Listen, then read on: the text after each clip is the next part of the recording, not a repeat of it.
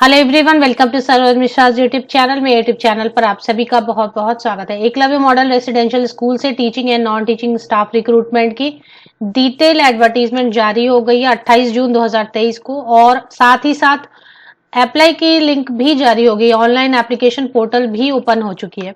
तो जो पोस्ट है टीचिंग में, उसके लिए ये वीडियो बनाई गई है कि उसमें क्या eligibility criteria, age criteria, salary क्या ऑफर होगी, सिलेक्शन कैसे की जाएगी, डोमिसाइल का क्या यहाँ पर इशू रहेगा या नहीं रहेगा, ऑल इंडिया से कैंडिडेट अप्लाई कर सकते हैं या नहीं कर सकते, ये सारी इंफॉर्मेशन वीडियो में एंड तक आपके साथ शेयर की जाएगी। तो चलिए आगे बढ़ते हैं डिटेल्स के लिए। तो शुरू करते हैं इंफॉर्मेशन बुलेटिन से। 32 पेजेस की इंफॉर्मेशन बुलेटिन जारी की गई है Eklavya model residential school EMRS। इसमें जो है information bulletin and guideline for filling of online application form for EMRS staff selection exam, इसे ESSE के नाम से बुलाया जा रहा है। 2023 ESSE 2023 के नाम से बुलाया जा रहा है। इसमें इंडेक्स बनाया हुआ है। इंडेक्स में सारी जो मतलब कौन सा डिटेल कौन से पेज पर अवेलेबल है, ये चीजें यहाँ पर डिटेल इंडेक्स में पर्टिकुलर्स में लिखे हुए हैं। तो यहाँ से ही चलते हैं, हम सारी चीज कवर करते जाते हैं। सबसे पहले ऑनलाइन एप्लीकेशन की डेट। ऑनलाइन एप्लीकेशन जैसा लिंक जारी कर दी गई है, मैं आपको एंड में दिखा देती हूँ लिंक कहाँ पर है। तो ऑनलाइन एप्लीकेशन की लिंक जारी हो चुकी है, मतलब ऑनलाइन एप्लीकेशन शुरू हो चुकी है, या फिर 1 या 2 दिन में शुरू हो जाएगी, या शुरू हो चुकी है ऑलरेडी।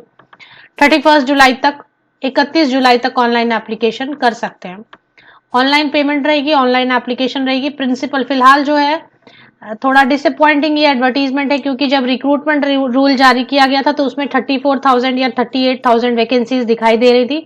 बट फिलहाल जो एडवर्टीजमेंट आई है, डिटेल्ड एडवर्टीजमेंट और ऑनलाइन एप्लीकेशन, उसमें ट्रेन ग्रेजुएट टीचर के लिए नहीं आई है। तो हो सकता है दूसरी फिर से एडवर्टीजमेंट आए, और कई सारे पोस्ट नहीं है उसमें अभी जो नई एडवर्टीजमेंट जारी हुई है। ये फाइनल एडवर्टीजमेंट है इन पोस्ट के लिए, जो पोस्ट सामने नजर आ रहे हैं।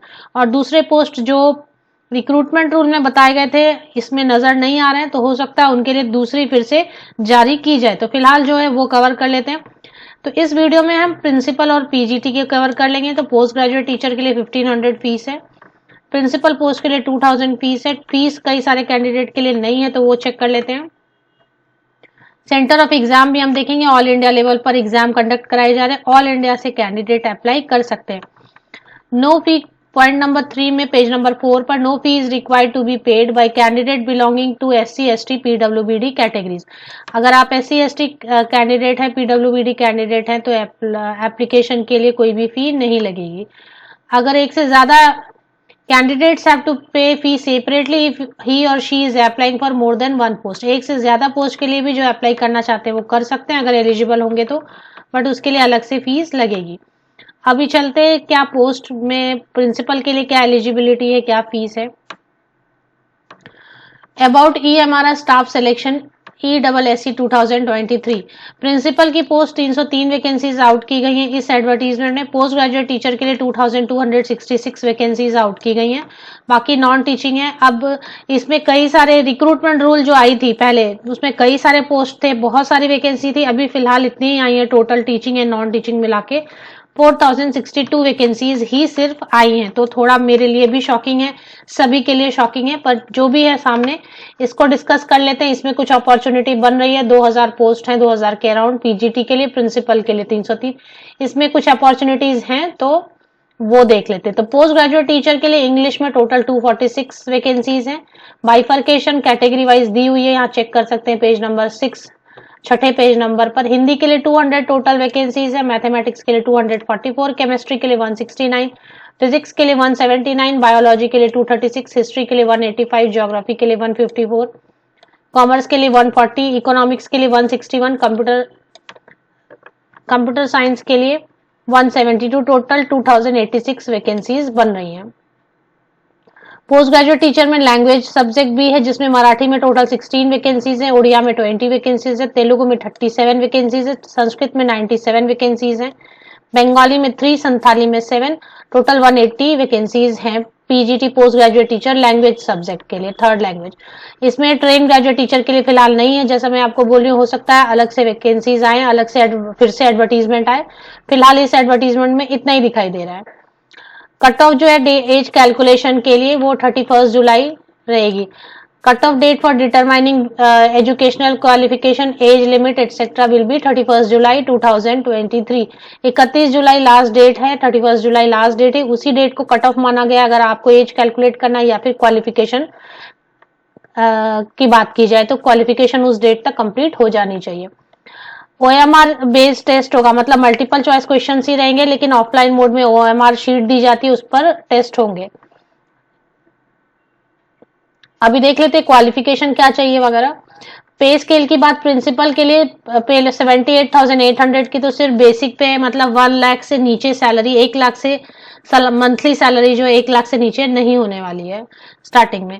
पोस्ट ग्रेजुएट टीचर के लिए जो सभी थर्ड लैंग्वेज और जो मेन सब्जेक्ट्स हैं और कंप्यूटर साइंस भी है उन सब के लिए 47,600 की बेसिक पे अलावेंसेस वगैरह ऐड करेंगे तो 65,000 से कम सैलरी, 65,000 से कम सैलरी नहीं बनने वाली है।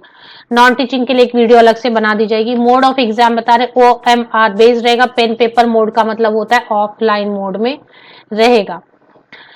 Medium of exam will be Hindi and English, Hindi और इंग्लिश दोनों में रहेगी परीक्षा, और पीजीटी थर्ड लैंग्वेज जो रहेगा वो थर्ड लैंग्वेज में रहेगा।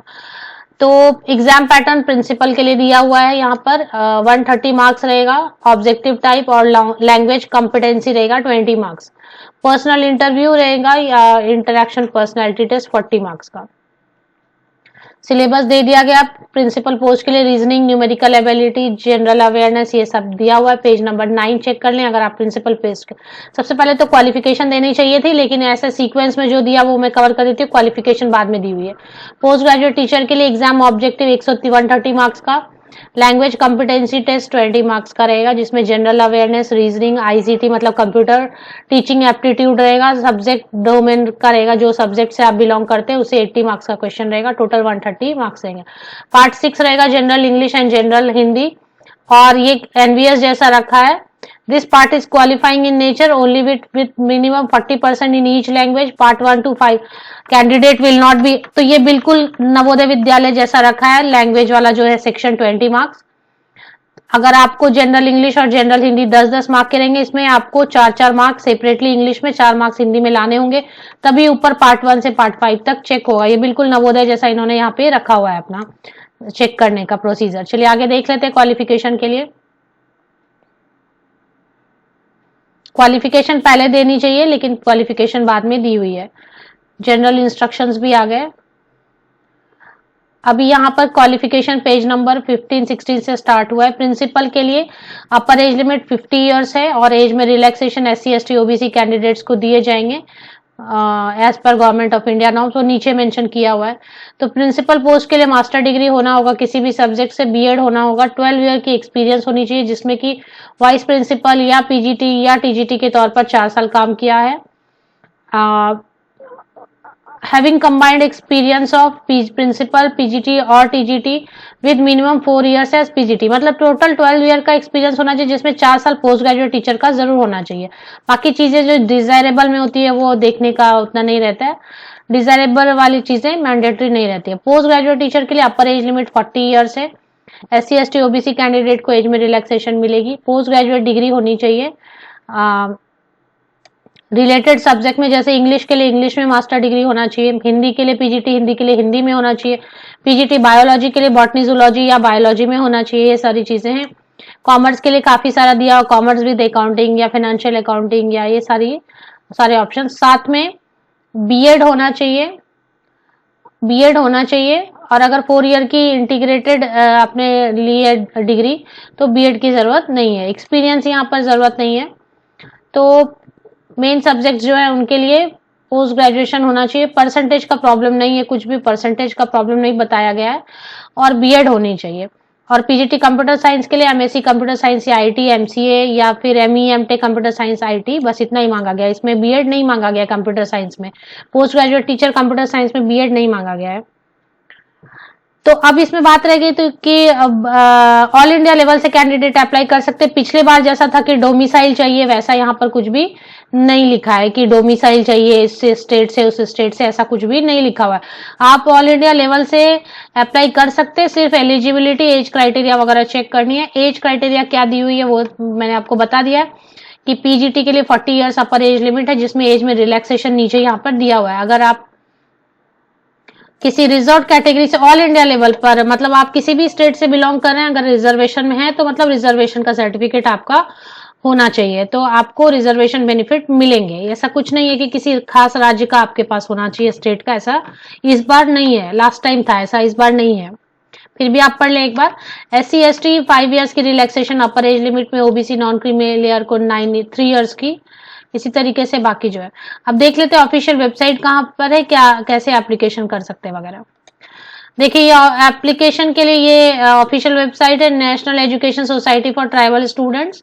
अब इसमें देखिए हाइलाइट्स में यहाँ पे स्क्रॉल हो रहा है, इंफॉर्मेशन बुलेटिन आया, इसी में यहाँ पर देखिए ऊपर Eklavya model resident staff selection information bulletin, जो अभी मैं 32 पेजेस की आपके लिए पढ़ रही हूँ। यहीं पर ऑनलाइन एप्लीकेशन की लिंक्स भी आएंगे। सिलेक्शन एग्जाम 2023 एडवर्टीजमेंट 1 पेज की है इंग्लिश में, ये सब जो मैंने देखा ऊपर किया हुआ है। और इसी में फिर हिंदी में आएंगे एडवर्टीजमेंट, ऊपर ही यहाँ हाइलाइट्स में सब आएंगे।